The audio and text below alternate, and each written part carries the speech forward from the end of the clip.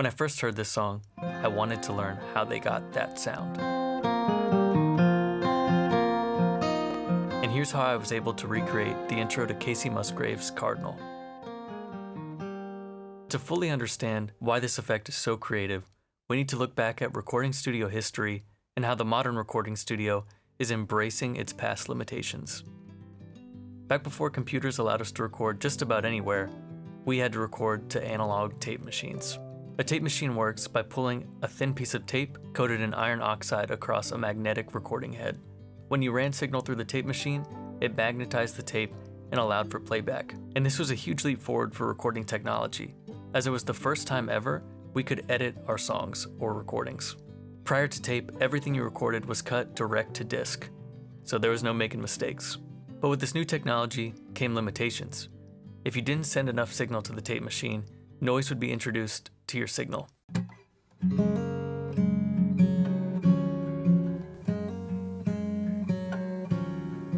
And if you sent too much signal to your tape machine, it would distort.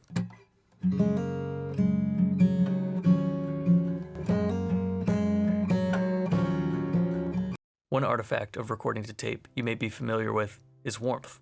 Warmth is that high-frequency roll-off you experience when recording to tape. And today, there's a lot of plugins that want to recreate the warmth of analog tape. And you see that a lot in the modern recording studio. Something that once had a characteristic artifact or flaw is often embraced. And the one embraced artifact I want to focus on today is called wow and flutter. Wow and flutter are two effects that are often grouped together as a form of pitch modulation. But to authentically recreate this effect, we have to dive a little bit deeper. If we separate wow and flutter into their two individual effects, they're both forms of pitch modulation. But wow is that broadband pitch modulation, and flutter is pitch modulation that's only present in the high frequencies of the recording. That makes flutter a form of intermodulation distortion, meaning that it's not affecting the entire recorded signal, only a portion of it. And when I listen to Kacey Musgrave's Cardinal, that's what I'm hearing. I'm hearing just that modulation in the high frequencies of the acoustic guitar, but I don't actually hear a broadband pitch modulation happening. So how do we recreate that sound? As we learned earlier, wow and flutter are often grouped together as one form of pitch modulation.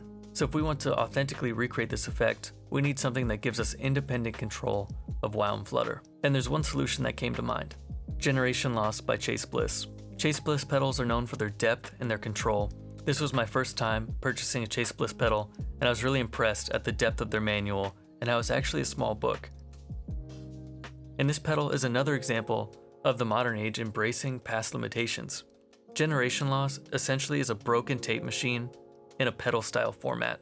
And what makes it unique is it gives you independent control over many artifacts associated with a dying tape machine, including independent control over wow and flutter.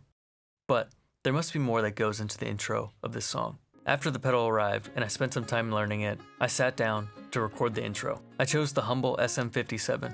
Its filtered sound on the acoustic guitar is going to give us a lo-fi quality reminiscent of a tape machine. And even though Generation Loss has 12 different filters, recreating the filter of 12 different dying tape machines, it didn't make much sense to record something I was just going to end up cutting out. I wanted to get this effect going into the computer without any plugins. And so I did that by recording the acoustic guitar with a 57, going into my mic preamp, going out to a reamp box, directly into the Generation Loss, and then into the DI of my Apollo Twin. So all the sounds you're hearing are baked in. That's the way they were recorded. From there, all that's left to do was to layer the guitar parts. And that's how I was able to authentically recreate Kacey Musgrave's Cardinal. And I hope you can try it out for yourself. If we get one thing out of this video, it should be that in the recording studio, it's okay to embrace limitations.